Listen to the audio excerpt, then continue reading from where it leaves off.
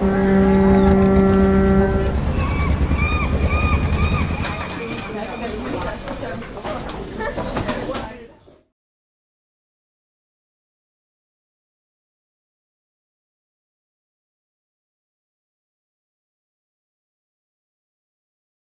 order to celebrate the incredible traveler and writer of the 10-volume Seyahatname, the Book of Travels. We are very happy here today to welcome three distinguished speakers who are here to talk about their ongoing project, Evliya Celebi Way, and share their thoughts on Evliya with us. Gerald Maclean, Donna Landry, and Coroline Finkel. Probably most of you know all three of them. Our first speaker will be Gerald Maclean. And Gerald Maclean is professor of English literature at Exeter University. I have a huge, thick CV, so I had to make a summary. His wide spectrum of interests includes early modern English literary and cultural history, Anglo-Ottoman cultural relations, Orientalism and colonial discourse studies, critical theory, feminist theory, cultural studies, travel writing, and Renaissance drama. Gerald Maclean has a rather long list of academic honors and awards. To mention a few, he's an elected fellow of the Royal Historical Society since 2006. He won several awards again, Humanities Center Award in 2001, many others.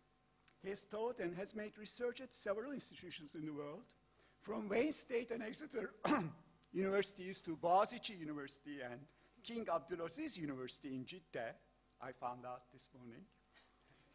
There's a long list of works. Of course, many of us sitting here know him for his well-acclaimed works on British travel writing, Looking East, English writing and the Ottoman Empire before 1800, and The Rise of Oriental Travel, English visitors to the Ottoman Empire, 1580-1720. Both of which, of course, both of these books are translated into Turkish. I should also add two recent collections, Reorienting the Renaissance, Cultural Exchanges with the East, and Writing Turkey, Explorations in Turkish History, Politics, and Cultural Identity. Among the many works he produced on English literature and literary history are Time's Witness, Historical Representation in English Poetry, 1603-1660, and two collections, Culture and Society in the Stuart Restoration, Literature, Drama, History, and with Donna Landry and Joseph Ward, maintaining the legacy of his teacher Raymond Williams, The Country and the City Revisited, England and the Politics of Culture, 1550-1850. On the theoretical side, Materialist Feminisms, which he co-authored with Donna Landry, and The Spivak Reader, again co-edited with Donna Landry. Last but not least, he has two forthcoming works, Britain and the Islamic World, 1558-1713, and some of you have the advertising, I believe, and Britain and the Muslim World, which is again forthcoming. And Mac? Over to me. Well, thank you, Mahmoud, and I'd like to thank Dr. Mutman for not only organizing this event, but for inviting me. It's wonderful to be here and to see Sehir, which is my first visit to this campus. I rather fear some of the things I might have to say will be obvious, but that's perhaps all right. If I say anything that's both obvious and wrong, I'm hoping during the discussion period that I will get corrected. I am seeking answers to questions that might be implicit in some of the things I've said. So please keep in mind anything that you hear that doesn't quite sound right, and I'll be very happy to take advice. There are many things I don't know. So my plan for the moment is to start off by generally thinking about Evliya as a traveler in terms of travel writing and what that might mean. So Evliya Celebi and travel writing. The 400th anniversary of Evliya's birth is surely an opportune moment for bringing Evliya and the Seyahatname the attention they deserve. Long neglected and ignored except by specialized and a small number of specialist Ottoman historians. Evliya's 10-volume account of 40 years travelling throughout the length and breadth of the Ottoman Empire in the second half of the 17th century has recently become increasingly available though his playful and imaginative use of Ottoman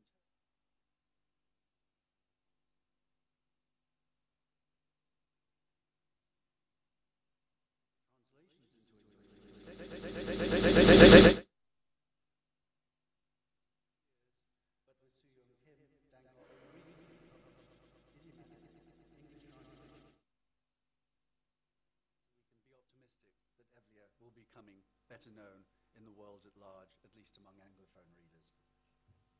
Now, as this and similar events being organized this year suggest, Evliya has a lot to contribute to the contemporary academic, intellectual, and cultural life of Turkey.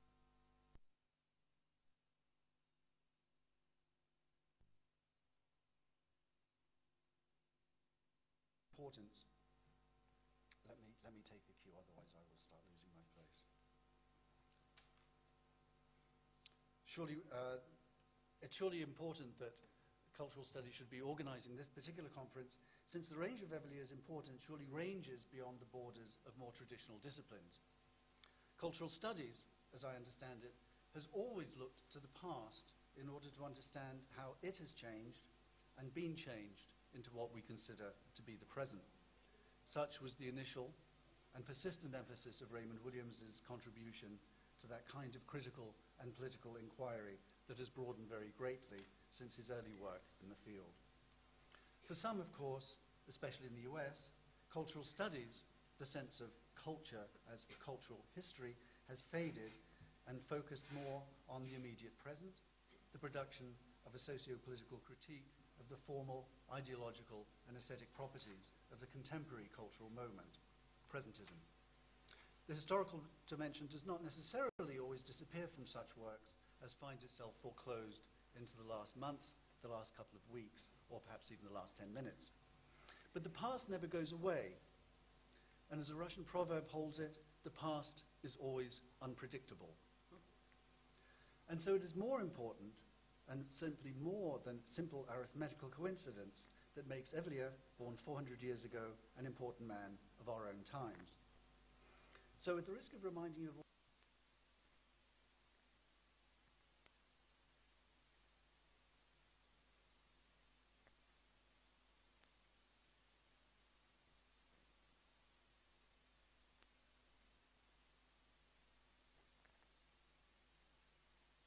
when various forms of Ottomanism are very much on various agendas, political, social, and cultural. As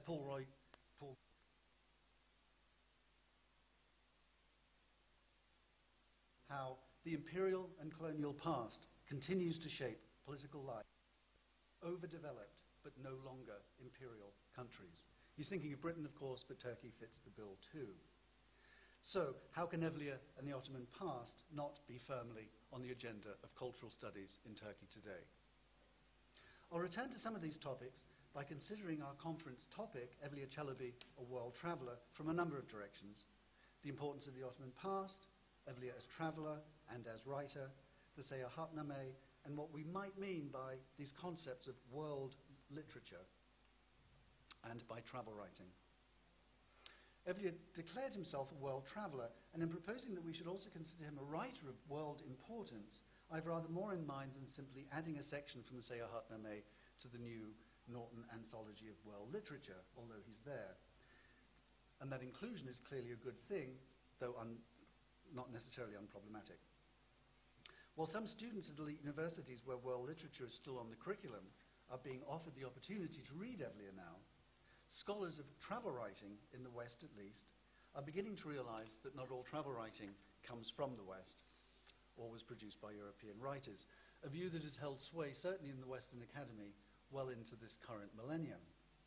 Important and influential studies such as Anthony Pagden's two-volume Facing Each Other, The World's Perception of Europe and Europe's Perception of the World, published in 2000, and the Cambridge Companion to Travel Writing, published in 2002, both entirely ignore all writings by Muslims. Pagden and the Cambridge editors may well have been misled by scholars such as Bernard Lewis and Ibrahim Abu Lughod, who have argued that, quote, Arab interest in the West was almost non-existent until the late 19th century. But as Nabil Matar, Tabish Khair, Nadia El-Sheikh, and others have been making amply clear, not only was there an extensive tradition of early modern travel writing by Arab Muslim writers, but also a great deal of that writing was devoted to concerns about Europe. So again, this is a good time for Evliya to start making a difference to academic discourses. Personally, I first became aware of Evliya and his writing during the early 90s from reading Dankoff's scholarly studies and translations. I was at the time investigating the English fascination with the Ottoman Empire during the 17th century, which showed up in the enormous number of publications about the Ottomans being produced from London print shops. I was familiar enough with Said's Orientalism thesis to be keen to know and to understand as much as I could about how the Ottomans represented themselves at the time. Now, in scholarly terms, this was and remains, I think, a very important project to open up understanding of Anglo-Ottoman relations in the era before Western imperialism comes into the frame, and to do so by bringing both sides into dialogue. Evliya lived, travelled and wrote in an age when the Ottoman state was on excellent relations with both France and England, an age when religious differences were commonly put aside in the name of trade and diplomacy, however much they might have continued to animate pulpits and martial rhetoric. Yet the more I read Evliya, and the more I learned from him, and about his puns and other language games, the more I realized that I was entering unfamiliar terrain and at the very limits of my own professional competence. With insignificant language skills and no formal training in Ottoman history, the best I could contribute to this dialogue was to know as much as I could about the Ottoman side, and to use that knowledge to inform the ways I thought about the English fascination with those they persisted in calling Turks, regardless of where they came from. In The Rise of Oriental Travel, I focused on accounts by 4 English travellers to the Ottoman Empire who were roughly contemporaries of Evliya. While thinking and writing about the ways that these and other English visitors described being in Ottoman lands, I regularly kept Evliya in mind as a measure of what was peculiarly English about my travellers, their responses, the things they noticed being English, not Ottoman, and the things of which they were unaware. So Evliya had a regular, but as it were, negative influence on that book.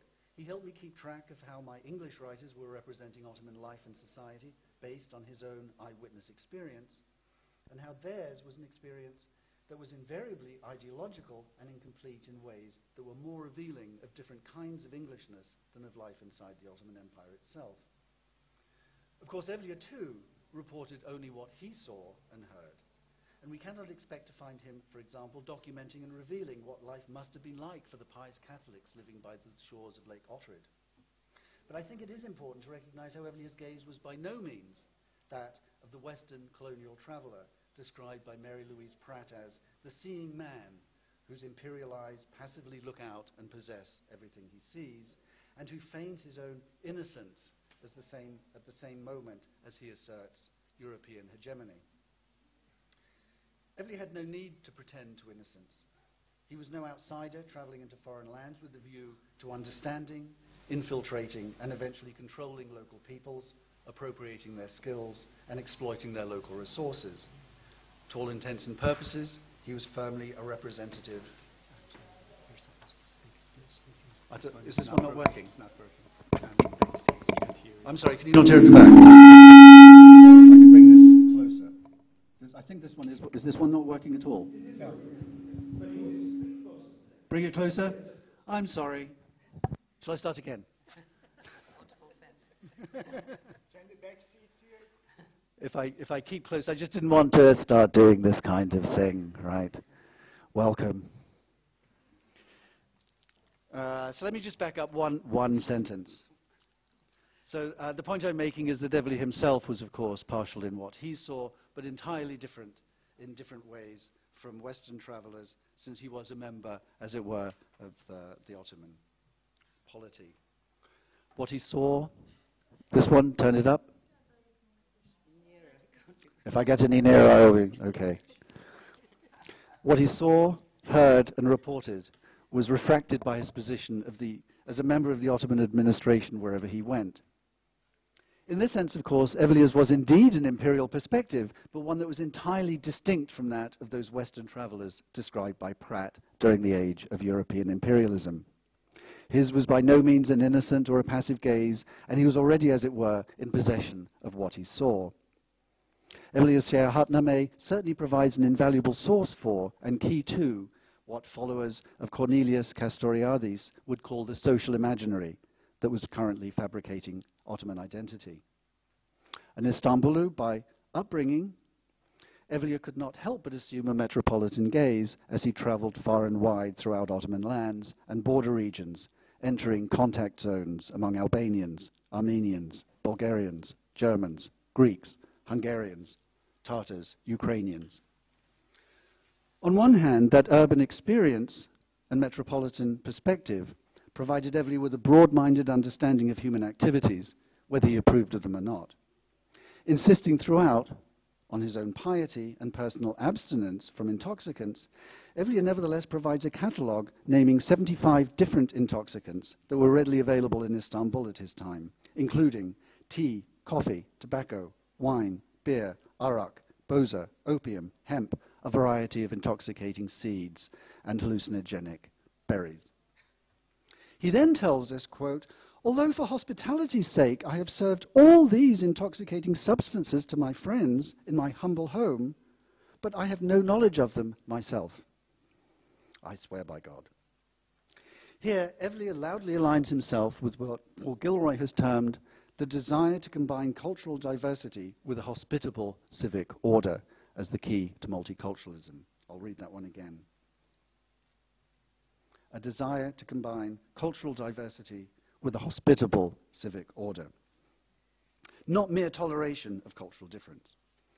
Yet before we rush off to celebrate Evliya for embodying and outlining an ideal model for some new neo-Ottoman civility, it's worth recalling that he was persistently contemptuous of most religious, ethnic, and regional groups other than his own. Evliya was particularly hostile to the Shia Persians and condemned them as if they were all Kuzulbash, prone to curse, treacherous, evil living.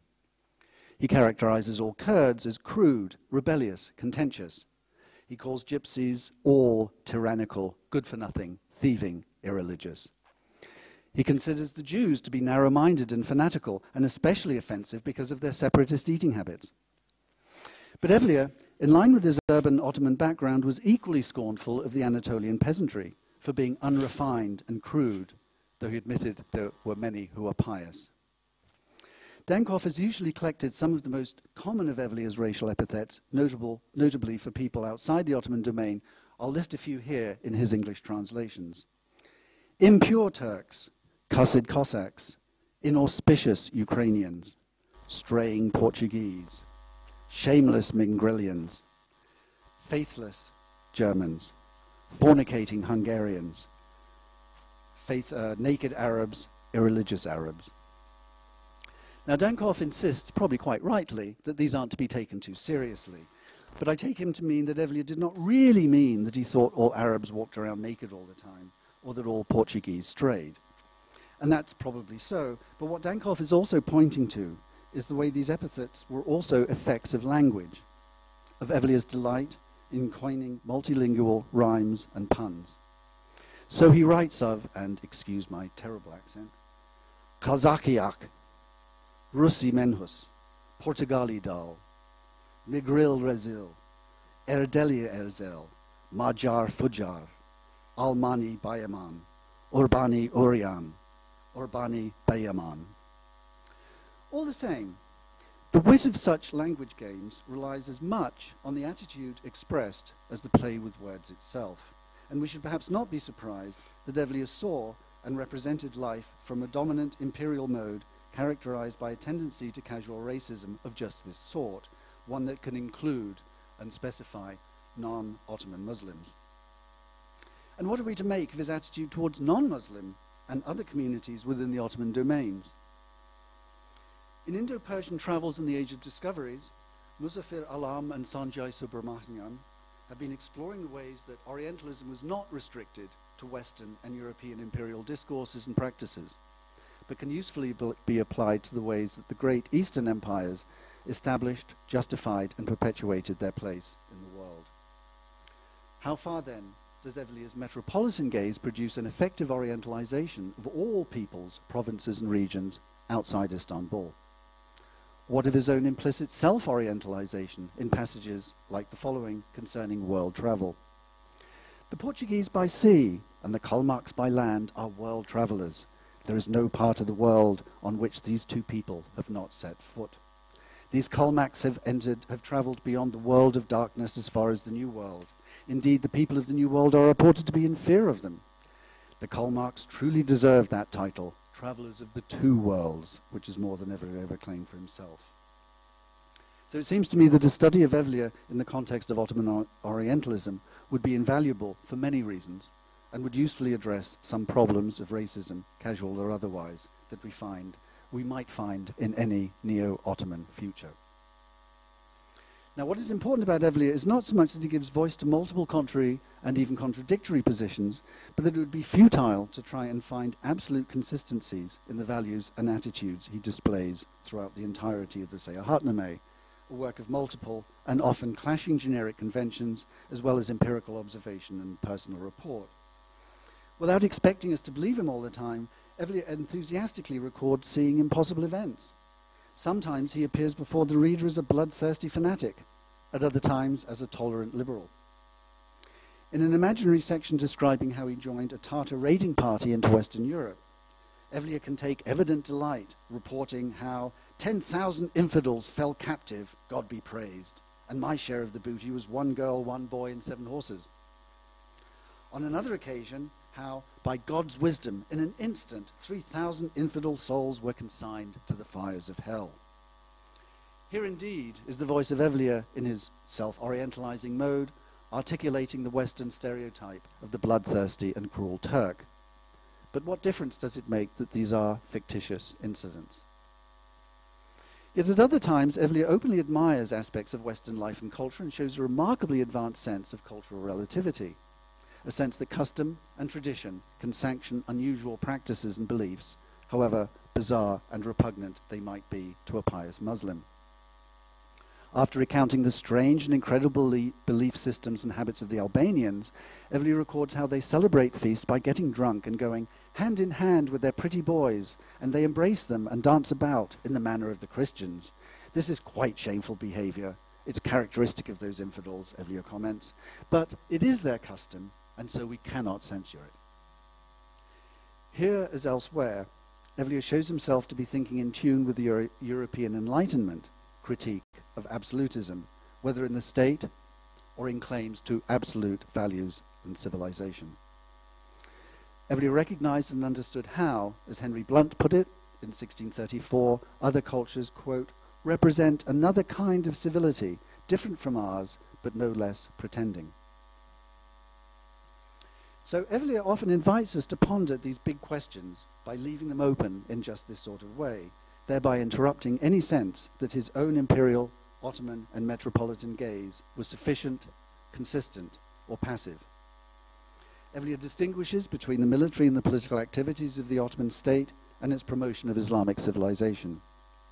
He can be regularly satirical and even directly critical of Ottoman policies, going so far as to defend his own participation in the Jalali revolts of the 1640s.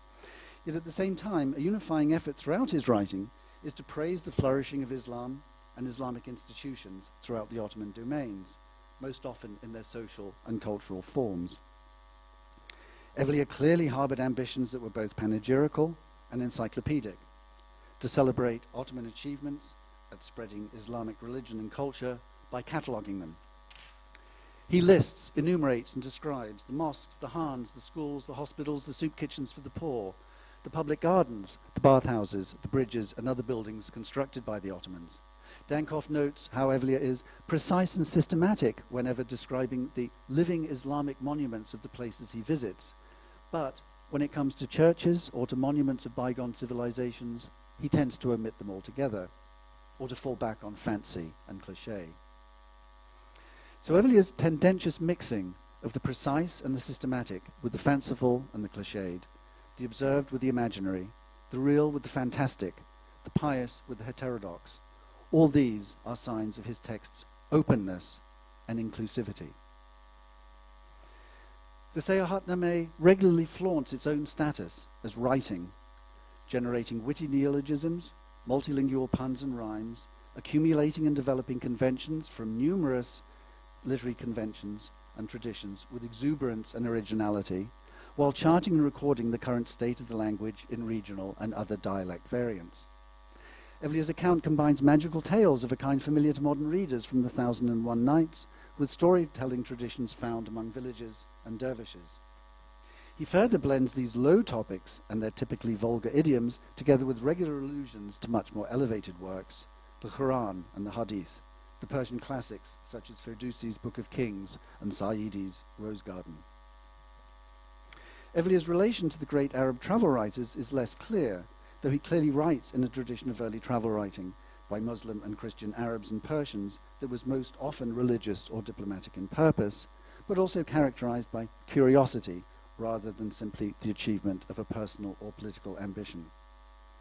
Writing in the 1630s, Ibn al-Sarraj recommends pious travelers undertaking the Hajj should not blind themselves to the world about them on their journey, but should, quote, observe and reflect on the differences in landscape between mountains and valleys and wilderness, the sources of rivers and their courses, the ruins of ancient peoples and what happened to them, and how they become news of past history after they have been seen and admired.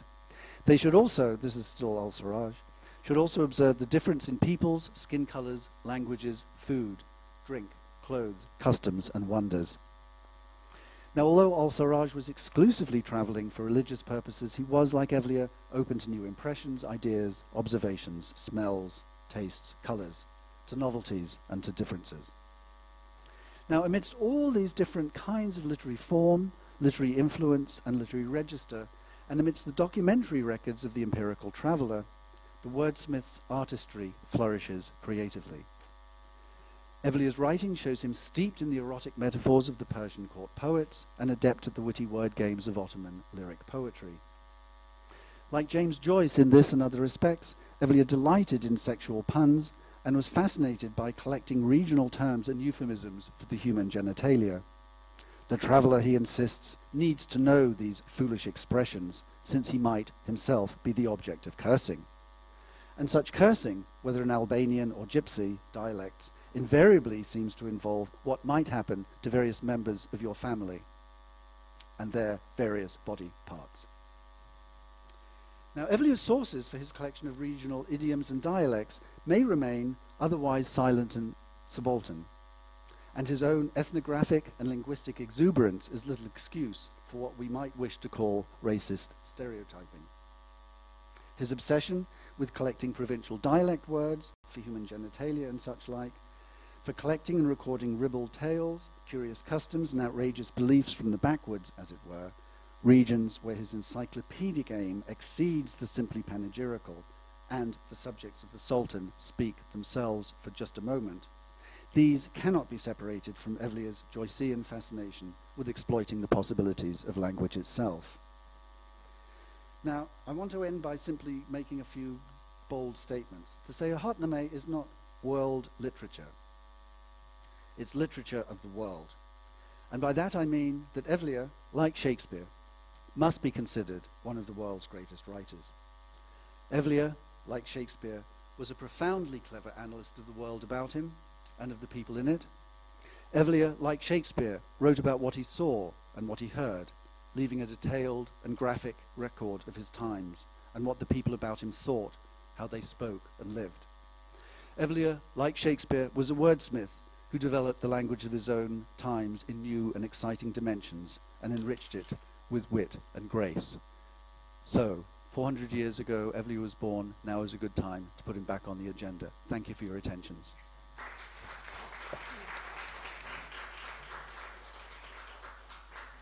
Thank you, Mac. This is really a wonderful kind of account of the two sides of Evliya. Let's hope this will stir some discussion. Okay, our second speaker is Donna Landry, professor of English literature at the University of Kent. Her interests are romantic English literature and culture in the 18th century, East-West cultural history, post-colonial theory, animal studies, landscape studies, countryside and literature, women's writing, travel writing, and cultural and feminist theory. Donna Landry is the author of numerous books, the most recent of which is a highly interesting and unique study titled Noble Brutes: How Eastern Horses Transformed English Culture. Her previous works include The Invention of the Countryside, Hunting, Walking, and Ecology in English Literature, 1671-1831, and The Muses of Resistance, Laboring Class Women's Poetry in Britain, 1739-1796. She is co-authored, of course, with Gerald Maclean, Materialist Feminisms, and co-edited The Country and the City Revisited, as well as The Spivak Reader. Donna Landry has received again, has been a member of Royal Asiatic Society since 2005, and has received numerous awards and had honorary fellowships and professorships from several institutions. And I haven't asked for titles, so I can't say the title of her talk, but Donna. I'm going to talk about Evliya Celebi and the possibility of alternative enlightenments. I'm going to argue that Evliya Celebi should be read as a figure of enlightenment and what I'm going to call a creaturely cosmopolitanism. How's the sound? Can you hear? Is that right? I think we need to consider simultaneously exactly what Evliya Celebi it is that we're producing in this moment. It's a proper cultural studies question. And also what we might mean by enlightenment with a capital E. The turn to Evliya might be read as symptomatic of Ottoman nostalgia. Today there is an Ottoman nostalgia at work in material and popular culture, in some governmental rhetoric, in Turkish literature, and even in the new interest in Ottoman history. The nostalgia for the early republic that characterized the moment of the 75th anniversary and has been so well analyzed by Leyla Nezi and Esra Osyurek and others, has now been supplemented by nostalgia for the formerly disavowed imperial past. In her exploration of post-Soviet culture, Svetlana Boym distinguishes between what she calls a restorative nostalgia and a reflective nostalgia, the one shoring up nationalist ideologies and the other more open to, quote, global diasporic solidarity. Restorative nostalgia does not think of itself as nostalgia, but rather as truth and tradition, Boym claims. Reflective nostalgia dwells on the ambivalences of human longing and belonging, and does not shy away from the contradictions of modernity. Restorative nostalgia protects the absolute truth, while reflective nostalgia calls it into doubt. Boym concludes that reflective nostalgia has a creative, critical, even utopian dimension. One is nostalgic not for the past the way it was, but for the past the way it could have been. It is the past perfect that one strives to realize in the future. Nostalgia, first given a name by the Swiss doctor Johannes Hofer in 1688, came into being during the upheavals and the new mobility of the 17th century. It is a historical emotion, the conditions for which first developed during Evliya's lifetime, suggesting its entanglement with the early modern moment and Enlightenment. Today's Ottoman nostalgia, with its embracing of previously shunned legacies, resonates productively, but also in a cautionary way, with what Paul Gilroy has identified in the British context as post-imperial and post-colonial melancholia. Gilroy argues that a certain jingoistic fallout of empire interrupts and undermines its post-colonial multicultural alternative, which he calls cosmopolitan conviviality. A full comparison of post-Ottoman melancholia and nostalgia, evoked so powerfully by Orhan Pamuk in his description of Hüzün, with Gilroy's British post-imperial melancholia, requires more time than I have here today. I'll just make a few suggestions. After all, the Turkish War of Independence meant that a new post-colonial nation asserted itself on the same soil as contained the former imperial metropolis, not a far-flung colony. Post-colonial resistance was enacted against the imperialist ambitions and armies of external great powers, but also against internal imperial Ottoman institutions. Let me propose for now that the recovery of Evliya be understood as an opportunity for coming to terms with the Ottoman past, from which the Republic of Turkey at its founding was abruptly ruptured, leaving unmourned remnants, as Mahmut Mutman has argued. Mutman asks of the alphabet reform, the substitution of one form of literacy for another. Does this fast solution not have something to do with the impossibility of accepting the lost object? The question, the impossibility of loving the dead as a living part of me? This question of ghosts with whom one does not speak, of banished specters no longer seen or acknowledged, we will return to. In Svetlana Boym's terms, it is reflective rather than restorative nostalgia that ought to guide our return to the Seyahatnameh, a work produced by a pious Muslim who was also a dervish, a Sufi intellectual, irreverent, impious, and hospitable to those who were less pious or abstemious than he was, or even hospitable to infidels. He was not only a world traveler, but a cosmopolitan who could engage in diasporic solidarity. Kafiristanda geze geze kafirlere mahabet etmişin. He wrote of the envoy of Muscovy. He was reluctant to part from this companion in 1667, when traveling near the Sea of Azov. What is enlightenment? A question posed by Immanuel Kant and later by Michel Foucault remains a question that, as Caroline Rooney suggests, continues to need to be asked again and again. What is enlightenment? What is enlightenment? Recent scholarship on the European Enlightenment of the later 17th and 18th centuries has begun to reveal how even this uneven and incomplete unfolding of modernity would not have happened as it did without significant contact with the Ottoman Empire. Despite the non-democratic, theoretically absolutist, and often arbitrary nature of Ottoman imperial governance, certain institutions originating in the Ottoman domains may well have had a leveling or even democratizing effect on the hierarchies of European societies, including Britain.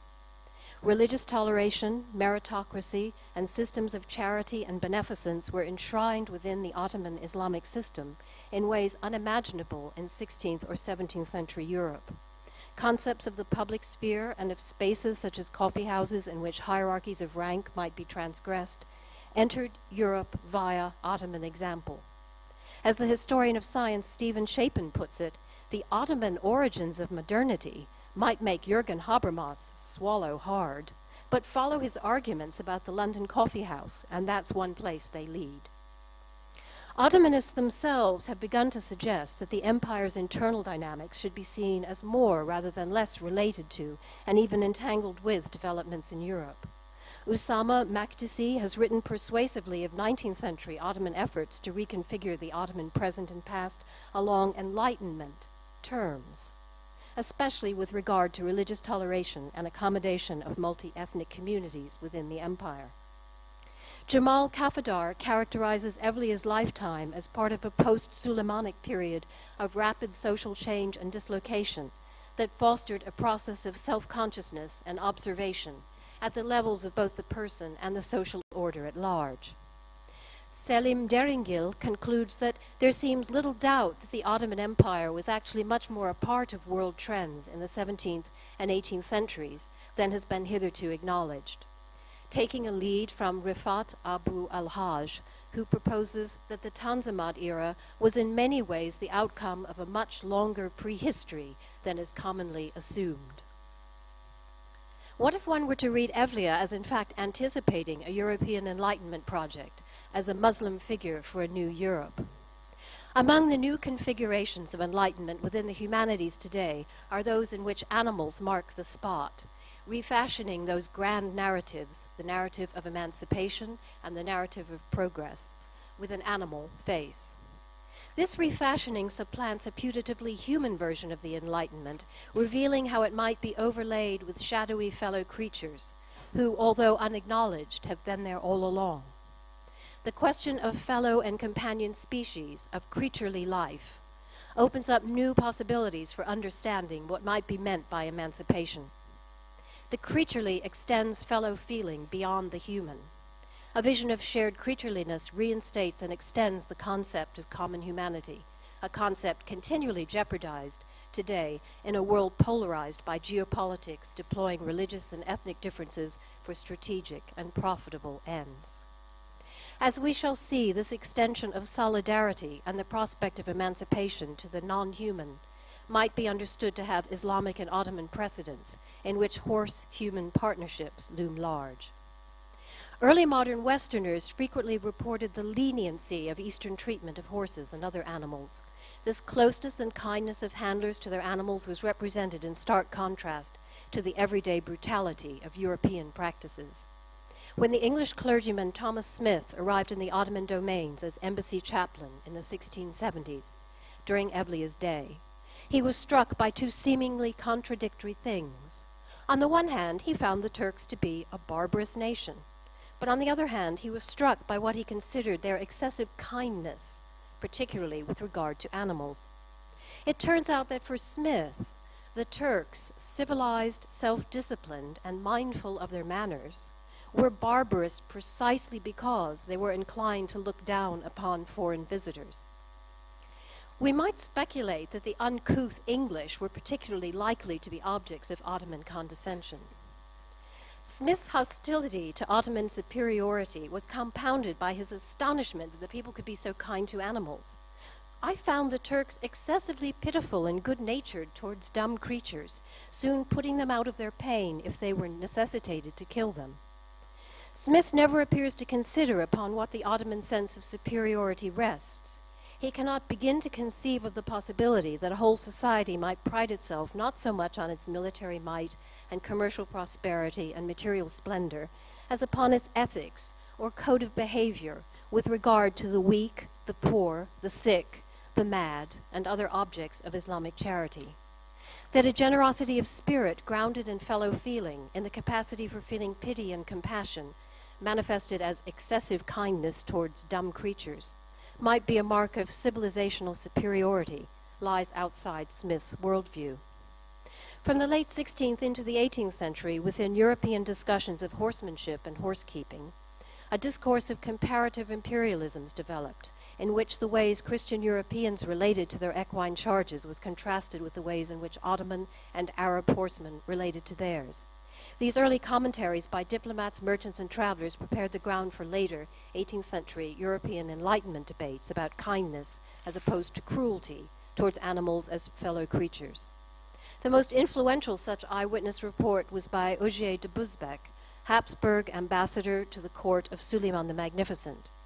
Published in Latin beginning in the 1580s, with the first complete edition appearing in 1633, Busbecq's account covered the years 1554 to 1562 and became widely known on the continent and in Britain. Busbecq famously opined that there was no creature so gentle as a Turkish horse, nor more respectful to his master or the groom that dresses him. The reason is because they treat their horses with great lenity. This lenity resulted in a willing partnership between horses and humans in stark contrast to the violence and brutality that Busbecq remembered as the European way of dealing with horses. He reported many acts of equine loyalty and service produced through a regime of compassion and affection. I saw some horses when their master was fallen from the saddle that would stand stock still without wagging a foot till he got up again. Another time I saw a groom standing at a distance in the midst of a whole ring of horses about him, and at a word of command they would either go round or stand still. Once I saw some horses, when their master was at dinner with me in an upper room, prick up their ears to hear his voice, and when they did so, they neighed for joy. The difference of the Ottoman model was that service and submission to an absolute authority were no disgrace. There was, therefore, a dignity in service and in serving willingly. Service need not be servile. By the same token, sultanic authority bore with it a certain responsibility to the people and the public good. We might find in what Western observers of Ottoman horsemanship reported with astonishment a vivid enactment of this relationship, a sense of mutuality of responsibility and service in spite of disparities of power. What is at stake here is an ethics, but also an aesthetics of working together, a training with, as Donna Haraway puts it. Understood in this way, human relationships with working animals, like human relationships with fellow humans, are not about coercion and domination, but respectful attention. They glory in what Paul Gilroy calls the ordinary virtues and ironies: listening, looking, discretion, friendship. They can be cultivated when mundane encounters with difference become rewarding. The mundane, the everyday being in the world kind of worldliness need not be devoid of beauty. We might say of Ottoman horsemanship as a philosophy of human-animal partnerships, what a character in Orhan Pamuk's novel My Name is Red says of the art of the miniaturist, that its beauty and mystery only emerges through affection, attention, interest, and compassion. It is no accident that both the murder-mystery plot of the novel and the intellectual and aesthetic debates turn on representations of horses. For my purposes here, one fleeting figure must suffice: a red horse who politely turned his ears to the lute that a royal page boy was strumming under a tree. This figure captures delicately the ideal of Ottoman equestrianism as a partnership between participants who enter into the relationship with dignity and courtesy. The horse listens politely to the boy musician's strumming, ears attentive to an artistry that is pleasing to the horse. Evliya's openness to cosmopolitan experience and his dervish sense of hospitality to others even takes the form of keen interest in creatures other than human ones. One episode will have to suffice here. On a campaign in Hungary in 1663, outside Ivar, after the castle has been taken, Evliya joins a foraging party in the direction of Comorn Castle, still held by the enemy. A battle ensues. Evliya fears for his life. He writes, "For I was intoxicated enough without quaffing the cup of martyrdom." His horse, Hamis, quote, "one of Solomon's prancing steeds, noble as an Arab thoroughbred, dearer to me than my own brother, my soul's companion, my zephyr swift steed Hamis, is wounded in the withers." But Evliya tears his handkerchief in two and stuffs it into the wound, stemming the flow of blood down the horse's shoulder. As his horse goes slower and slower, something miraculous happens. Suddenly on my right side, by God's wisdom, a white ram appeared in an oak grove. My horse underneath me began to paw the ground and prance about like a piebald or sorrel, rose-bodied Arabian steed. I took comfort at this and looked at the ram. It was fat and plump, with a curly white fleece, lovely black eyes and black horns, a fat tail like a Karaman sheep, congealed light.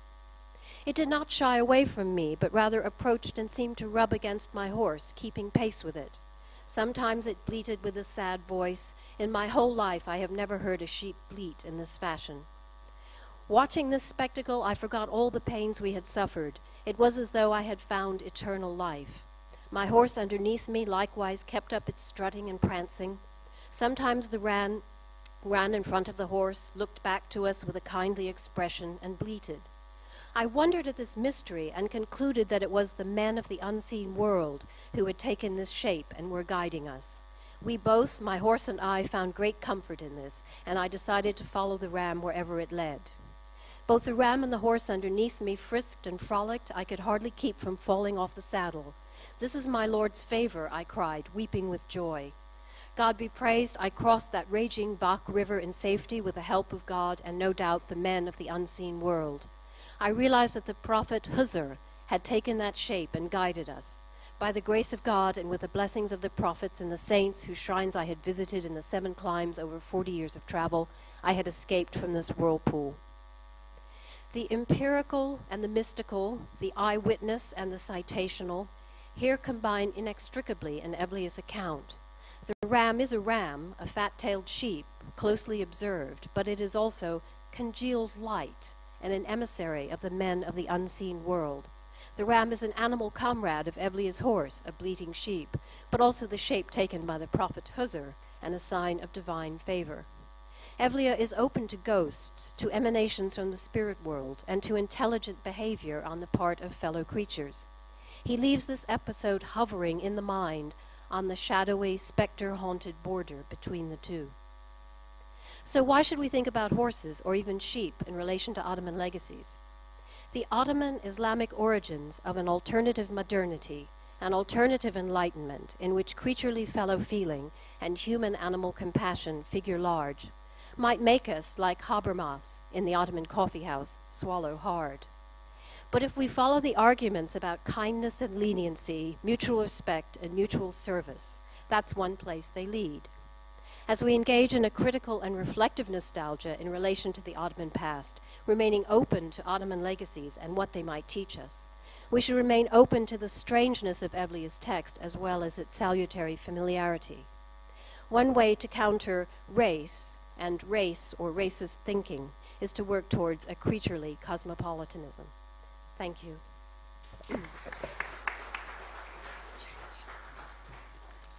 Thank you, Donna. This is really interesting. The Ottoman. One difference that I have always noticed between the behavior of dogs and cats, the pet, in Europe and in Turkey. I mean, one normally observes. I don't know if there's anyone else who makes the same observation, but it's always the dogs and cats are a little more disciplined in European countries. Of course, this is contemporary experience than the ones I've seen in Turkey. But I don't know what this means. Of course, these differences are also historical differences. Okay. Mine will be short. Well, indeed, it's, well, everyone, Caroline Finkel needs no introduction, actually, so it will be short. She's an eminent Ottoman historian. Most of you know her widely acclaimed book, Osman's Dream, The Story of the Ottoman Empire, 1300-1923, which has been translated into several languages, including Turkish, of course. She's currently involved in two projects, as far as I know, the Evliya Celebi Way and the Frontiers of the Ottoman Empire, in collaboration with British Institute. And I believe also she's presently co-directing a new archaeological excavation in Ukraine as part of this project. Caroline Finkel has been an honorary member of the Universities of Exeter and Edinburgh, and her future project is a book that she is going to co-author with Gerald Maclean, Infidel Images. Oh gosh, we forgot about that. That's old news, never mind. That's old. Infidel Images, yes. Yes, okay. Caroline Finkel. Thank you. Well, I'm going to sort of, being a historian, I'm going to go back to sort of nitty-gritty, boring stuff, but I hope you'll bear with me, because as a historian, I think these details are compelling and interesting. So I'm going to talk about the Evliya Celebi way, this cultural route, but I'm also going to talk about the sort of serendipitous story of how Evliya's text was nearly lost. I'm going to sort of tell you this story. It's quite remarkable. The text, the Upper Crady text, the 10-volume large academic transcription that has been coming out over the last years, and in between centuries where the text almost disappeared and did not reach our day. So I want to just talk about this and preface my remarks with this. So the early stages of this story of Evliya's text are known to us through detective work by Pierre Mackay and other people. He had the opportunity to actually examine the manuscripts in the 70s, which is something that very few people are able to do. So Evliya, as we know, is last heard of in 1683 when he refers to the Ottoman siege of Vienna in that year. We assume he therefore died in the mid-1680s, probably in Egypt, from where he never returned after he went on the Hajj and left Istanbul in 1671. So there we are, mid-1680s, the text. The text remained, the autograph manuscript remained in Cairo until 1742. It was not known in Istanbul. And then it was brought to Istanbul at the behest of the Darüsaadet Arsa Beşiran, who was, I'm sure you all know, extremely powerful, basically running the empire for the early part or the sort of second quarter of the 18th century. Mackay thinks that Beşiran may have heard of the manuscript when he was in Cairo in 1715, and at that time it consisted of what we today have as volumes 1 to 8, finishing in 1669 after the Ottoman victory at Crete. So, remarkably enough, we know how it reached Istanbul, thanks to a note by an anonymous copyist in the copy, inside one of the copies which was made of it. I'll just read you in just a part of this, of what this copyist writes in English. The author of this history, who was born in the district of Unkapanı, journeyed and observed this world for 42 years.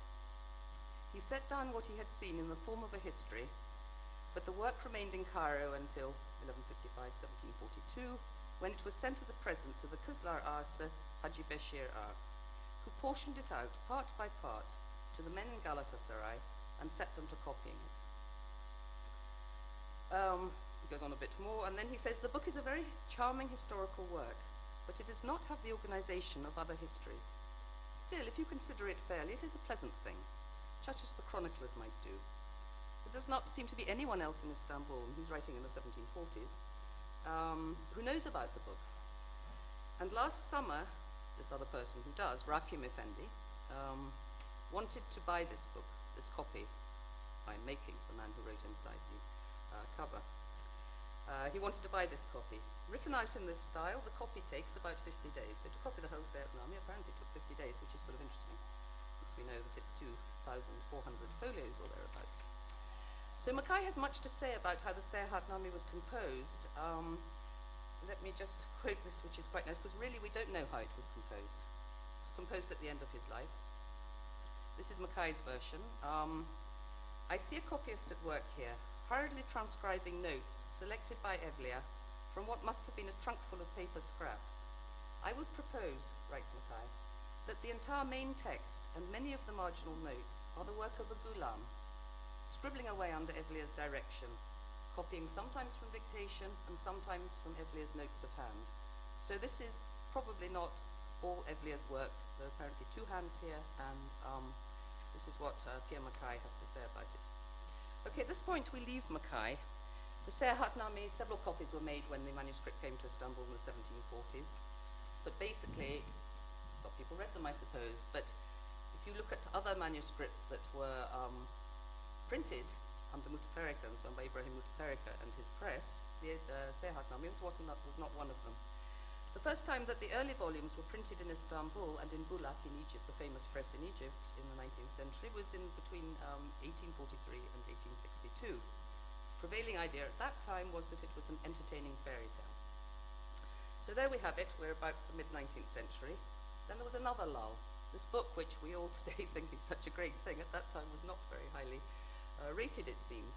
The person who recognized its virtues was Ahmed Vefik Pasha, served in the London embassy when he was young, very well versed in French literature, culture, and he put forward the view for the first time that Evliya was an authoritative traveller whose text was of unique worth. As you know, Ahmed Vefik Pasha died in 1891, but between 1896 and 1900, 6 volumes of the Sehir were published by İktam, the newspaper İktam, which was edited and owned, I think, by Ahmet Cevdet Bey. And he, together with the soldier and history writer Necip Asim, yazıksız, published this version. Now, this version, the printed version of Evliya from around 1900, is what scholars have been using for years. They knew it was corrupt and knew it was worth very little, but for lack of any other, this is what we used. Now, the plot thickens. An article came my way very recently, thanks to Leyla Nazi, who's been mentioned already, and it's not in Dankov's. He didn't actually know about it until I told him. It's an overlooked article by someone called Ekrem Karadişoğlu, who you probably know. I haven't heard of this colleague of ours. And it's the memoir of someone called Kilisli Dr. Rifat Kardam, written in 1921. For 6 years, from 1894, Rifat and his friend Abdullah Nasu spent their Fridays and 2 summer months copying into a series of defters one of the Seyahat copies, the Seyahatname copies made in 1742. This was the version that scholars know as Pertev Pasha, from Pertev Pasha Kütüphanesi. He wrote thus of his task, Dr. Rifat, 6 years copying. Every Friday, 2 months in the summer, into defters, this is what he wrote. Karaca Ahmet'in siyah servileri ve Marmara'nın köpüklü dalgaları arasına sıkışmış harap ve asudi bir tekenin lahitleri karşısında rutubetli bir kütüphane odasında. This is where he was working. This was a Nakşibendi teke. It's now part of Çiçek Cami. just around the corner, in fact, and you can go and take a look. So they worked for 10 hours a day, these two, Rifat and Abdullah, copying the manuscript, paid what Rifat considered an absolutely derisory fee. They filled 2 defters a week, or 1 volume a year, and publication began, as I've mentioned, in 1896. As I've said, we all knew that the existing version that we had to use was bad, but Rifat's memoir reveals why it did so little justice to Evliya's great work. So he writes of Ahmed Cevdet Bey's meticulous reading of the defters which he'd copied, and of the violence that was done to what he produced. Ahmed Cevdet Bey altered or removed words, lines, whole sections before he considered the text ready for publication. This text was considered particularly threatening to Abdul Hamid's regime, and that, of course, is why this happened. The sultans who were most threatening were Ibrahim, Devli Ibrahim, of course, and Dörtüncü Mehmet. Ages before Abdul Hamid came along, but for some reason they were not to be explained to the readers. Rifat writes that anything that could possibly give offense was removed. One instance, for instance, was mention of tools of torture that Evliya happened to see on a visit to Iran. Poor Ahmed Cevdet Bey, he was so upset by this violence he was doing to the Sehir army that he wanted to give up the project, but he was afraid to do that either. So what he did was he carefully cut out of these defters, these handwritten defters by Dr. Rifat and Abdullah Nasu, the offending passages, put them in a cupboard, and waited for more liberal days to come along. However, this self-censorship was not enough.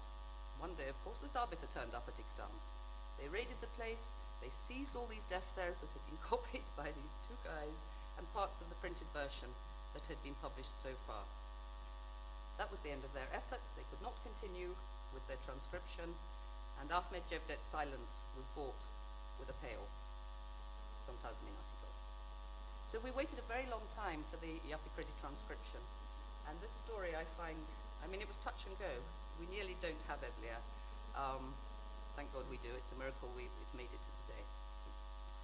So that is sort of, as I see it in a way, the sort of start of the trajectory that at the moment ends with our On the Road with Evliya project, the Evliya Celebi Way, and it's to the world outside the library that I'll now turn. Here's my watch. Time's going. So I'm just back from, I've just been at a sort of Evliya Fest at Gaziantep University, where I learned a new saying. I'm not very good on Turkish atasöz, but I learned this one that they use down there. Maybe you know it.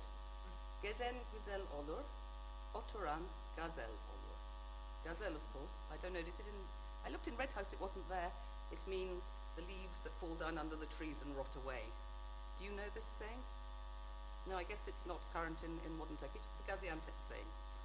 So, and this seems very apposite to any discussion of Evliya, and I'll take it as my motto. Right, now Donna spoke of nostalgia in her very erudite way, which I can't begin to address because I'm a historian, a cultural historian. But it seems to me that the best way to a simple nostalgia, going somewhere and, oh my God, how awful it is, it's all concrete blocks, and in the old days it was much better when Evliya was there. The best defense against these unproductive aspects of nostalgia, it seems to me, is to take this possibly nostalgic experience and to turn it into something completely different, and this is what we have done with the Evliya Celebi Way. This Evliya Celebi Way project was not a project to find ourselves, as many expeditions are. People go off into retreat, go up the mountains and find themselves. It was to find Evliya's world, history by other means. So this is, in a way, is another trajectory. I've already published a paper called From the Page to the Patika. Well, this, in a way, is again the page to the Patika. So here we have the text. At the end of the arc, we have the Evliya Celebi Way. So I'll just talk about that, show some more slides. I don't think many of them are the same ones as Donna showed. So that's the Evliya Celebi Way.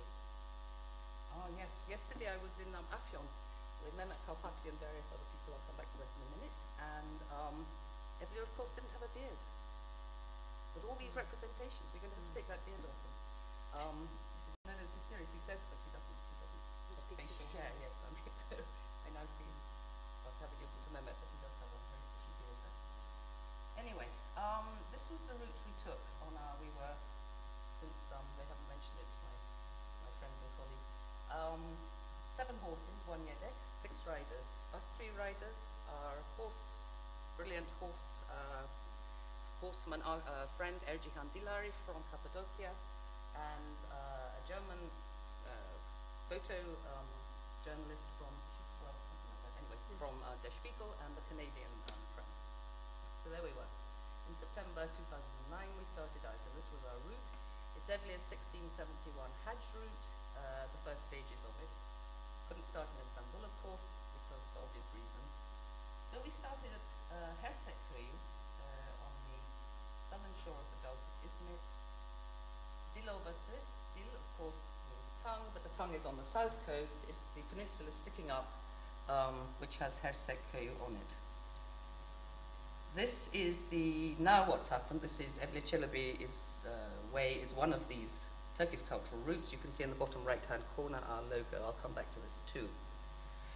This is what the ride eventually led to. So I'll just go through this process. There we are, we're at Hersek. And let me just see, yes. So even in the first stages of the ride, we saw completely different cultures described by Evliya. Some of them he didn't mention, as I'll tell you. But so even before we got to Iznik, we were at Hersek. Hersek Ahmed Pasha, of course, was a Bosnian aristocrat who sort of turned Ottoman. He was the son of the Duke of Hersek, Bosna Hersek. And he served under three sultans, Fatih Mehmed Sultan, II Bayezid, and Yavuz Selim.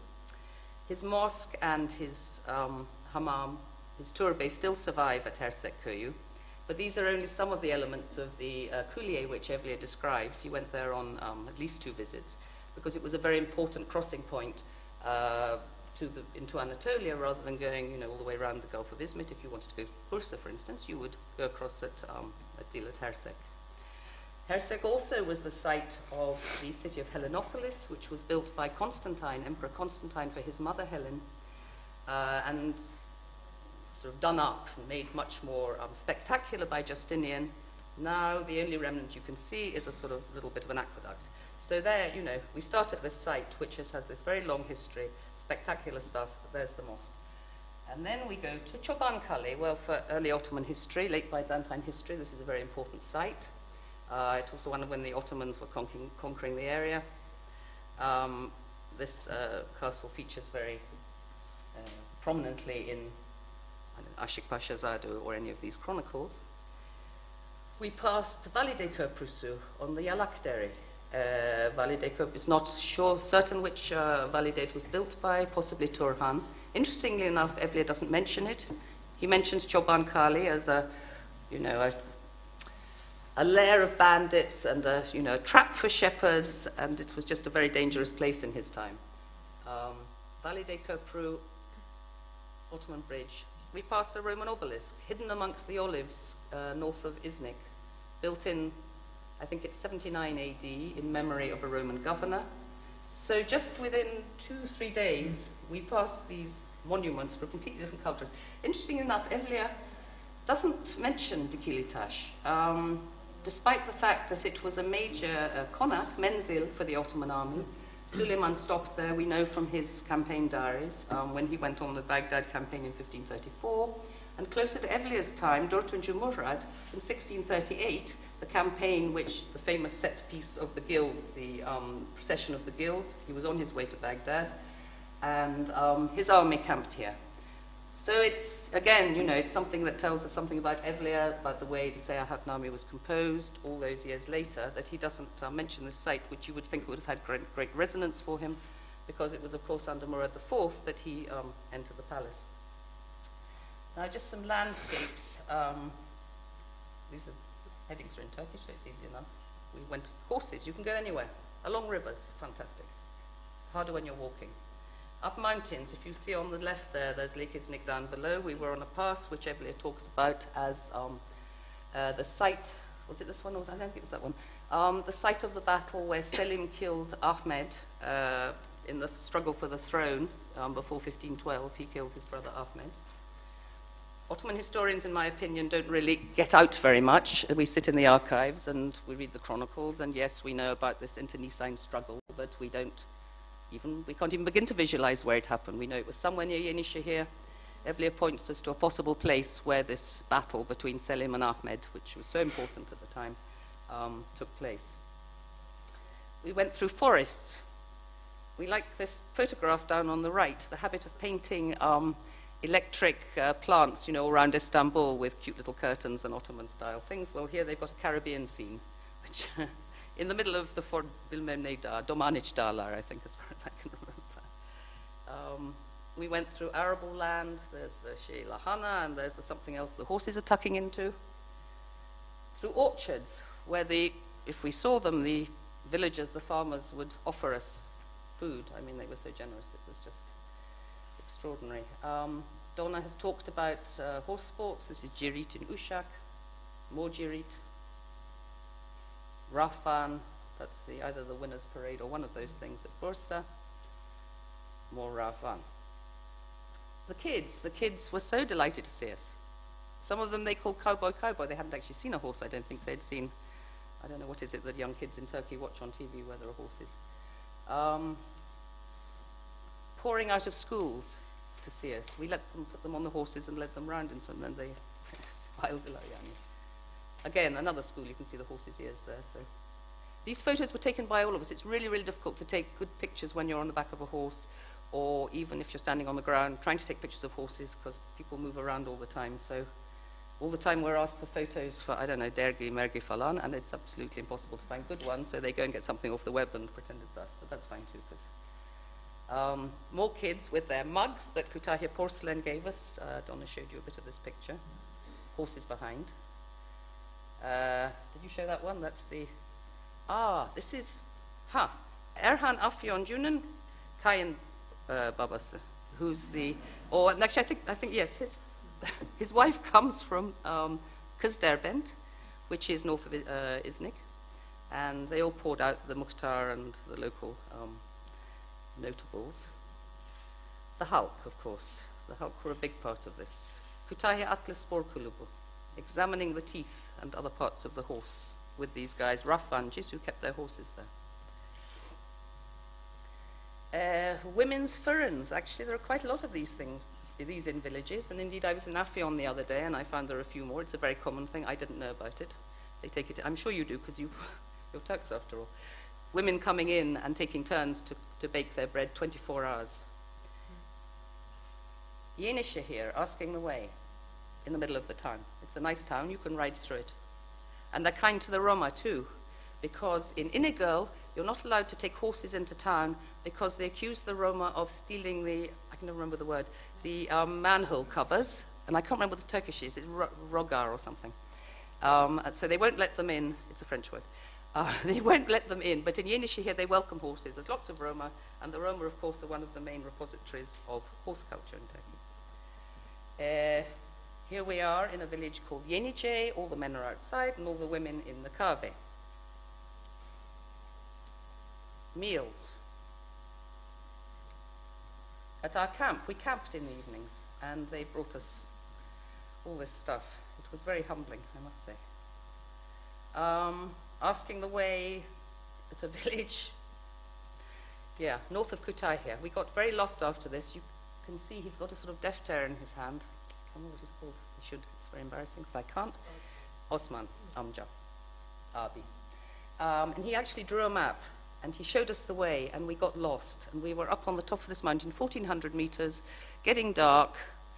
But luckily, we had a very brilliant horseman who was working with Ercihan, and he sped off, found the Yangin Orman Yangin equipe with their big truck, and they came and rescued us. So we walked that way again, and we found the way this time. So his map actually was perfectly correct, and we just didn't know how to read it. Idiots. Resmi kişiler, muhtars, the guy at the left. Belediye Başkanı, Altınova Belediye Başkanı ve Hersek Köyü muhtarı. Gendarma, they were very curious about what we were doing. We had luckily some laissez-passer, some documents with us, so to let us go. But and these guys actually, these were early on we met them, and these guys were they weren't suspicious at that time, but as the ride progressed, they became more suspicious. And there was good reason for this. It was quite soon before Kurban Bayram, and they thought we were stealing sheep. Not just them, but some of the Mukhtars were suspicious, and they got the gendarmes. And the reason I discovered later, we poo-pooed this, we laughed at it, we thought this is very quaint and odd. I was sitting in the Balık Pazar one day, and I picked up a copy of Hurriyet, and I found this wonderful article about how people actually do steal sheep and put them in their vehicles. And how many sheep are there here? Dokuz koç in the back of a car. So it actually does happen, and they were quite right to be suspicious of us. Of course, our hands were clean. But anyway, that's what nothing comes from out of the blue. All right, so here we have this horse route, and but horses are hard to find. So we realized we also had to make a walking route. You may have heard of the Lycian Way, the first long-distance Turkish walking route, 500 kilometers. So we learnt that we had to make this also into a walking route. So we walked in every weather. That's pissing with the rain, awful, last autumn. And now we can turn to overcome our nostalgia. These are the things that we hope for from the Evliya Celebi Way project, to encourage sustainable tourism, to be a means or a help for local development projects, to preserve and to make known the wonderful beauties of Turkey outside the coasts of Bodrum and the big cities where tourists go, but also Turks tend to go. They don't much go here unless they have connections with the place. Something to inspire and interest the kids, local kids, to encourage the preservation of traditions associated with horses. Well, of course, you know that every village has its shenlik of some sort. Some of them are related to horses, but it's quite hard to get information about these things. And also Sözlütari, a oral history project which Lena Nazi has been involved with, Sabancı University. So there we are back. This is the Turkish version of this booklet. Now, I just want to say a little bit about this but I'll be quick, don't worry if you're going to write 2 minutes, because I'm coming to the end. The European Council of Europe is very keen that Turkish cultural routes should be part of European cultural routes. And so this was prepared recently. We who have, about 6 or 7 of us, we prepared these. We prepared 13 brochures on Turkish cultural routes in this folder according to the European format. And the Cultural Ministry, for the first time, is paying attention to this, and they printed these things. So they're actually supporting this project and similar projects, Likya Yolu, Aziz Pol Yolu, there's İstiklal Yolu, there's Yenice Orman Yolu. There's a whole bunch of these things. So there's our map again. There's one face of our brochure. They're all standard. We have websites where there'll be information about where you can stay and where you can get a bus and so on and so forth. Information about who Evliya Celebi is, where the road goes, things you can see, highlights along the way, İşte Bursa Kütahya, Baba Sultan, Tekesi. We had sponsors, of course, in all this. You can see for yourself who they are. I mean, most of it came from Kütahya for the ride, because Evliya's from there. And now the next leg of our project we plan, Bursa Büyükşehir Belediyesi is very interested in this, and we intend to do Evliya's 1659 journey from Bursa to Çanakkale. He went with Mehmet IV to inspect the castles at the Dardanelles. And that's it. Now Turkish cultural routes, because of all this effort of various people over a long time, is about to become part of European cultural routes. We handed out these brochures. We had a place on the Cultural Ministry stand at the EMIT Fair, the Eastern Mediterranean Tourism Fair, 2 weeks ago. And we handed out these brochures in Turkish and English to foreign tourism agencies and so on. So, overcome your nostalgia by creating something different, and we hope that far more people will, at risk of sounding like a tourism agent instead of a historian, an Ottoman historian, that more people will now come here and they'll begin to understand a completely different face of Turkey. And if we've been able to do anything, we'll be very happy to have been part of it. Thanks very much. Thank you, Caroline. Yes, it is the time for questions, comments, criticisms. Gosh, we went on for too long, an hour and a half each. No, you're not. Between half an hour each. Do you have a few things more to say? No?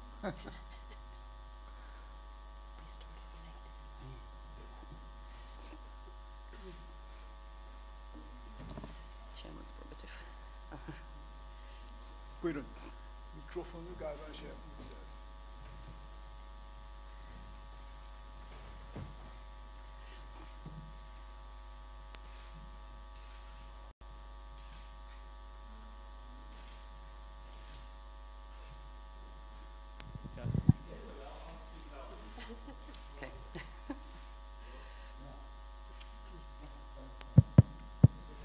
Okay. Okay. Anyway, it's working. I'll start with the warm-up question. Maybe just a elaboration that I may need on the point that Ms. Donna Landry mentioned. You said that we can approach Evliya Çelebi's writing as a new figure of new, some kind of new enlightenment. I'd like to ask you to elaborate on, how you see him as a kind of enlightenment figure. I'm sure it is very much different than the enlightenment that occurred in the West, but what kind of enlightenment it is, and so on. Well, I think it's related. It's not completely distinct from what happened in the West. There is clearly, and again, I'm drawing on Robert Dankoff's scholarship because some of us have only been able to read parts of Evliya's text. That there is in Evliya a sense of a scientific sensibility. He seeks a rational scientific explanation for events. But sometimes he is open to something that in Enlightenment science or in modern science would seem to be something that couldn't happen. He's open to the magic of shamans, for example. When he's traveling amongst the Kalmuks, a shaman comes and freezes the river so that the Tartars and the other members of the Ottoman campaign can go across the river. And there are some Muslim fanatics, this is Evliya's, the way he puts it, Muslim fanatics amongst the Tartars, who as they're crossing start praying loudly. And the ice starts to melt and to break up, and the shaman is saying, don't do that.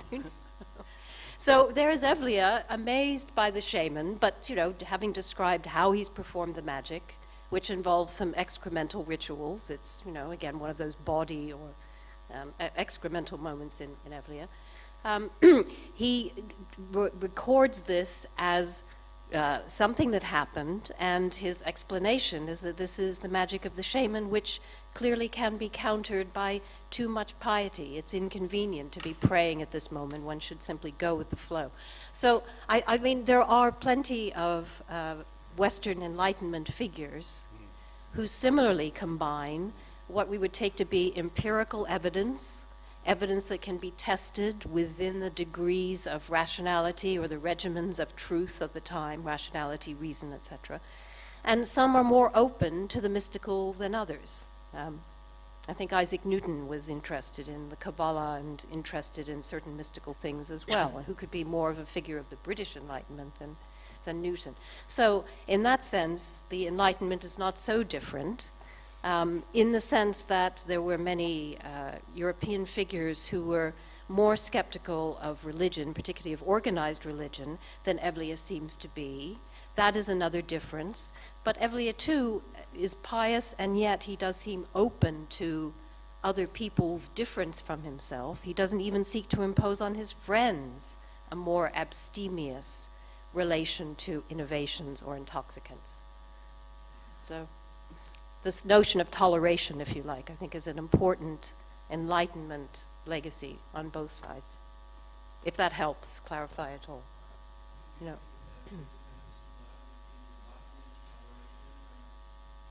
Sorry, latitudinarian, did you say? Oh, Lockean. Yes, well, people such as Nabil Matar, who have worked on the coming into Britain and other places in Europe of Eastern Muslim scholarship, say, yes, I mean, this is where it's clear that Locke's ideas about religious toleration were influenced by his absorption of Islamic texts and the debate about toleration within the Ottoman system specifically. So, yes.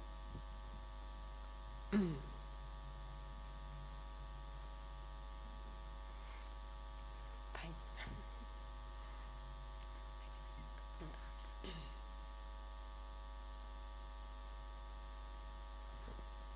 I have a question if no one else has. Mac, you have talked about Ottoman Orientalism, which I think is a very interesting term. I agree with you, and it seems to be now on the agenda, this kind of notion of Ottoman Orientalism, and maybe perhaps even one could say, I don't know if you would, but Ottoman colonialism, which is not a modern version of colonialism, which is different. But you also said, for Evliya, you also said self-orientalizing. I mean, how do you when you say self-orientalizing, maybe I'm asking for too much subtlety, but it's not exactly the same thing with Ottoman Orientalism. I mean, what would you say? Well, the big question that I think is before us, or that I come upon this notion of sort of Orientalism from Subramanian. Yeah. From whom? Sanjay Subramanian, Indian historian now at UCLA, who has, with colleagues, shown how if you read Persian travel narratives about going east, they trope exactly the way Western writers in the Orientalist mode. So really the question is to open up, what do we then mean by Orientalism? Insofar as I was trying to be suggestive here, hoping someone else would do it, to pursue all of these threads, the self-orientalizing moments, I think, are where Evliya is aware of himself. He's constantly, on the one hand, full of himself. On the other hand, he'll take on these modest moments. And there are moments of modesty, it seems to me, that are very much related to coming from a great empire that is still something that could be more. I mean, the one I quoted in which he's celebrating the Kalmucks of all people for being greater travelers than himself. I mean, it's that kind of gesture that I think, again, breaks down any. I mean, I was really just trying to break down the text into saying here is not a unified text, despite its various many forms. In terms of, I don't know. I mean, I think it would be very interesting, and I've not done it, and someone who can handle the text more closely than myself. How does he refer to Western Europeans? Is he using the same kind of language? Is he taking the same kind of attitude as when he's among the Kurds in Bitlis and Diyarbakir? Here we have a classic case of Orientalization going on. But I don't know that it's even necessarily an east-west, north-south. I think it's, what I was trying to suggest is I think for Evliya it's outside the metropole that he'll but I don't know. Again, I'm here asking questions on this topic. Yes. Thank you, yeah. Several years ago, when I was a graduate student, I actually wrote my very first paper, knowing how an ocean is, Yes. how confusing it is, how contradictory it Yes. is.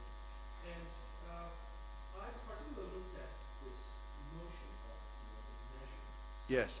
And of course, when I started to explore more of these conventional ways of defining things, jargons, and the professor asked, how much do you think Evliya feels at home when he's not in Istanbul?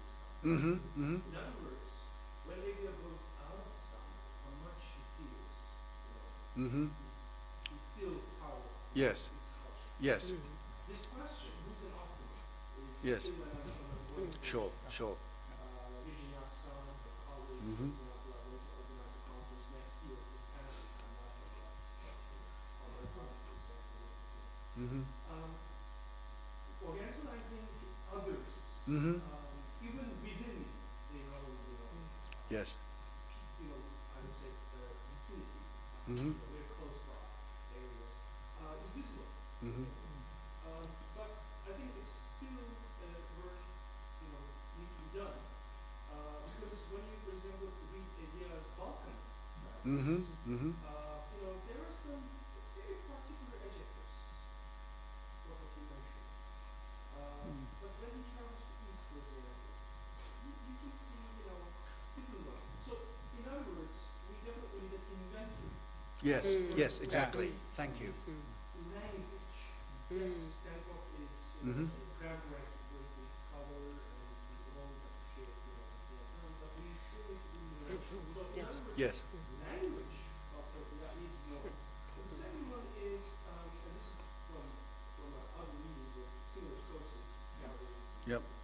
that and our colleagues here particularly of English help us in that commercial narrative strategies that Evliya actually got, let's say, in his youth, teenage years, because 17th century is in itself a period of crisis, but on the other hand, I can easily tell that during the first half of the 17th century, there's tremendous amount of new style. For example, there is Nasihatname, the princes, the beautiful princes, which should now, for example, using dreams. Yes, I was going to say dream. Yep. So when we look at Evliya, and when we look at his dreams, Yes. it's not just him, exaggerating something or trying to find a rational way to explain things or shamans, but he's probably also restoring a kind of a, literature, a tradition. Exactly. Yes. Yes. Evliya is a big world, often is there are big worlds, so we need to actually find ways of this interaction. So that's the Yes. Well, I mean, personally, I'm waiting for someone to translate his journey to Mecca. I mean, his actual business about, what does he tell us about Medina and Mecca when he's there? It's all very well to be dismissing Arabs the way he will casually do, but what does go on when he gets there? And, if someone wants to do that. Yeah. For example, I just, noted down every single monument Yes. sees, let's say, a mosque in Arizona. Yes. He says its minaret is half of the minaret of Sulaimani. Ah. So he doesn't give, for example, it's like 15 meters high. So that's the kind Yeah. of Yep. world. Yes. No, I think that's absolutely right. And I think it's various. I mean, I'm sure that it isn't a simple straight east-west or even, it is a sort of, that we need to expand our concept of Oriental, or we need to shift our bases within that frame. Caroline has something to say. Yeah, I just wanted to say something. It's sort of related in a way to what you were saying, and actually it's more Donna and Mac's province than mine, but it sort of occurred to me when I was all the time thinking about Evliya, that the Arabian Nights, of course. Now, the Arabian Nights, as we know, Evliya was just after Evliya died. The Arabian Nights were translated into English and French in the early 18th century. And they've been so much, as they can tell you, and other people here, the foundation of such large parts of English literature. Yes. So this is a sort of what if, what if Evliya's text had become known at the time? What if we were as familiar with it as we are with the Arabian Nights? I'm going to insert so many points. It's full of magic and wonder and so on. I can't say it's comparable because I'm not a literary historian, but I mean the same sorts of stories and things. What might have happened? Whole careers are founded on the study of the Arabian Nights in Britain and America and places like that. What a different world it might be. And something else that occurred to me when you're talking about, when he describes things and, well, at the simplest end, people say, oh, well, he goes here and he says there's 1,000 houses or there's 100 mosques. Well, I mean, it's just orders, degrees of, There are a lot of them size. there. So that's, but on the other hand, he has all these stories, as we know, and for each place he goes, he has a story. So it was sort of occurred to me, he goes to, for instance, Kütahya. Now he talks about how the gier in the town was only given to the garrison. The people in the town were not allowed to eat this gier. It was reserved to the thing. He goes to Stedies, where there are these chasm, these gorge, these rocks, and talks about how they had these festivals of tightrope walkers crossing the gorge. Of course, some of them fell down, and he talks, about this. Well, I mean, I wonder, was there a fund of stories which we now don't have access to, which were current in Ottoman culture? And so he goes somewhere, and he wants to make the place familiar to his readers in the same way he says the minaret's half the size of the thing. And actually, I could read to you, which I won't, but I did bring it just in case there was a quiet moment, his description of the Habsburg emperor when he goes to Vienna for the peace treaty in, I think, 1664, Uvar, around about that time. He talks about his ears like deve and his fingers like langa hiar. And he talks about his something else, that's right, his nose like the Shemora patlıcanı falan. These things that would have been very familiar to his audience. I mean, it's a common technique. We all do this. I mean, rather than just talking about strange things to which they can't relate. So all these sort of stories and magic, if only it hadn't been languishing in a library in Cairo for 50 years, and then all these people copying it in their pens and getting censored and so on. Might be a different world. Anyway, I just wanted to say that. Can I just back on thank you on that, and then on the Arabian Nights. I mean, it strikes me that the Arabian Nights is crucial, particularly if we are going to get anywhere in the Anglophone world at making Evliya better known, that whatever one does, it's always going to be mediated through the Western understanding of the Arabian Nights. I think you can't, I mean, I think it's important at this stage of making Evliya better known to recognize that, you cannot avoid the Arabian Nights in that journey of saying to Western people, look, here is a text, you must take it seriously. It's unlike anything you've read. Well, it's like enough the Arabian Nights that, and I think that's, for better or for worse, I'm not saying this is a good thing, but I think there is no way a Western readership is ever going to get to the Sehir without. But that's good, it gives the Which is possibility. good, well, yes. Oh, Something yes, they yes, can yes. No, I know, identify but with. it can also distort what it is Let's that's be being positive. done. Yeah. Irwin? It's in English.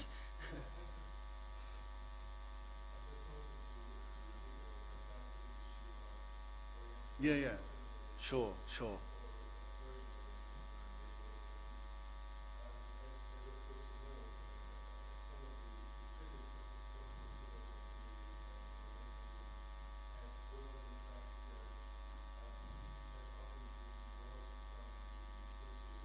Yep.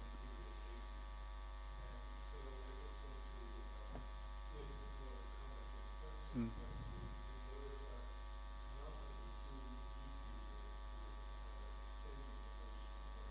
Sure.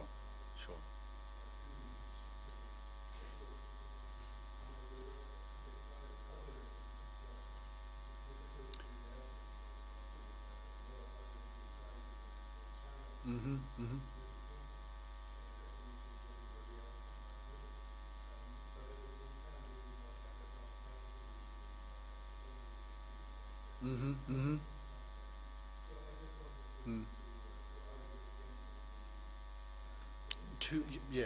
Yes.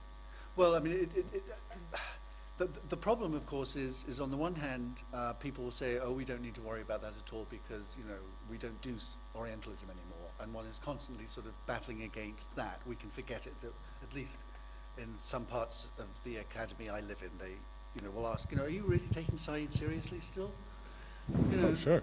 Whereas, of course, but people will still say that. I mean, my project is maybe has always been, what's going on before that moment of the imperial crunch? The sort of the dare I say, the pre-Orientalist moment where Orientalism is defined as the moment of power coming in, on which Said has been silent or was silent for perfectly good reasons. He had too many other things to do. So in considering what we might call a sort of pre-Orientalist moment, which has largely been my last few years of thinking, if I can call it thinking,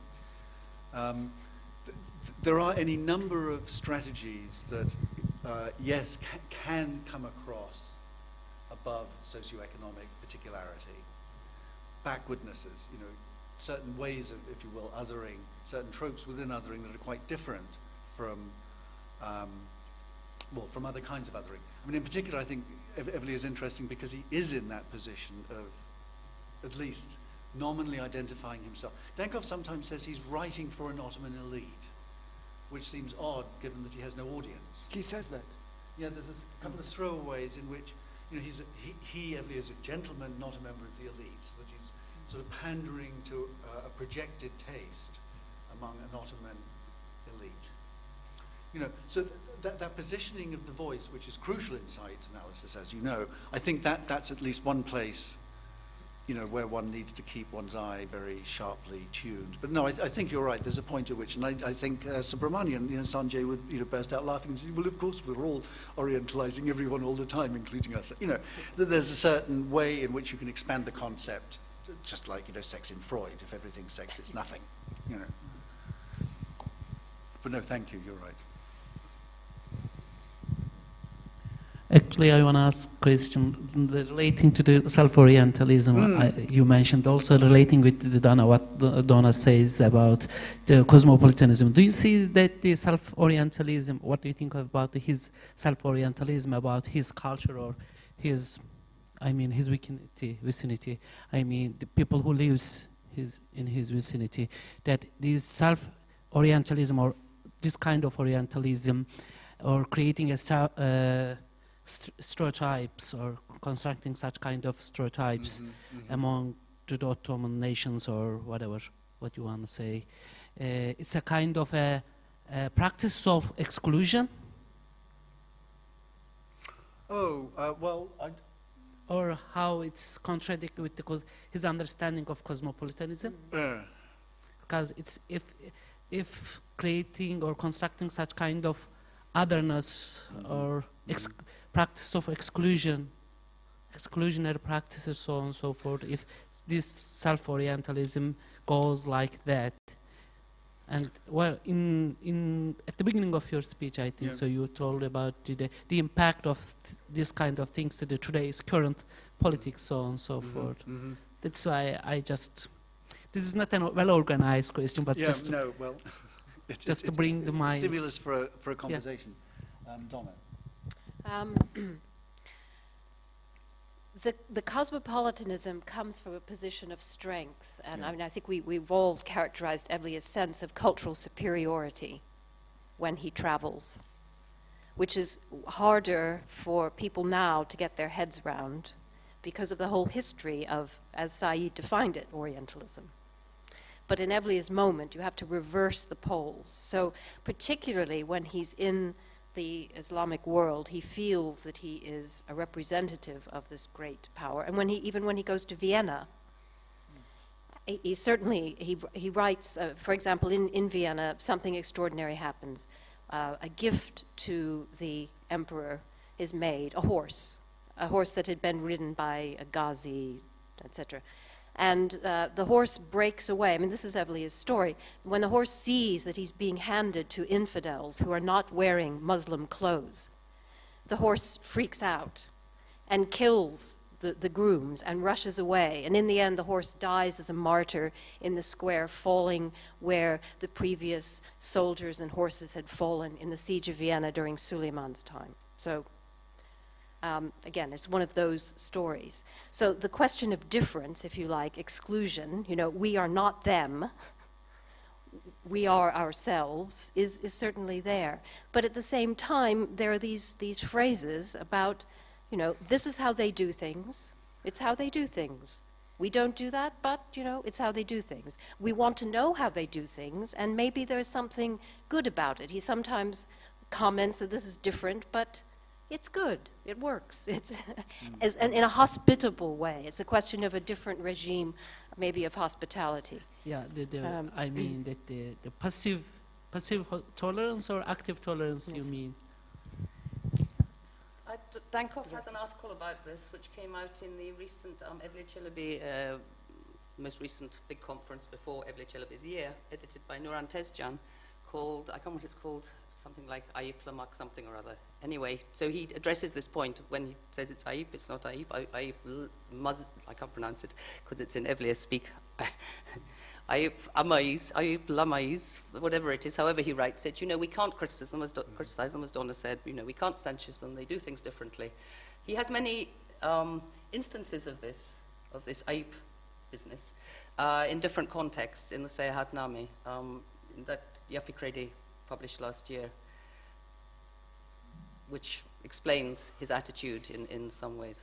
I'm not a cultural historian, so I can't talk about the things they're talking about. I can just look at it from the Ottoman historical perspective, but there is some stuff in there. Yeah, I don't think the exclusive mechanism is particularly powerful, is it?